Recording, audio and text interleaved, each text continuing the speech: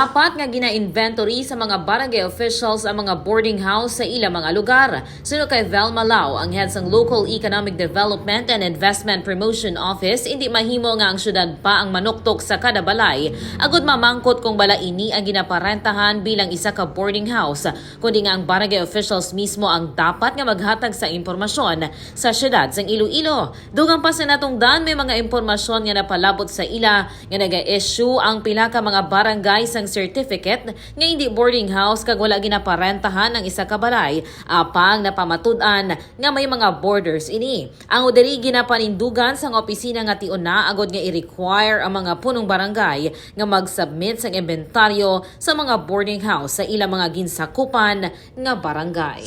Ini si K5 Alex Escalante para sa Kampyon nga Balita, Serbisyo Publiko kag Kalingawan sa Iloilo. K5 News FM. This news is brought to you by... Are you experiencing body weakness? Do you have delayed wound healing? Do you feel hungry all the time? You may have diabetes. A powerful duo to help diabetic. Natural way of lowering blood sugar level. Clinica DTX 500 is a powerful duo that combines of ampalaya extract and the sugarcane extract. Clinica DTX 500 stimulates the production of insulin, enhance conversion to energy.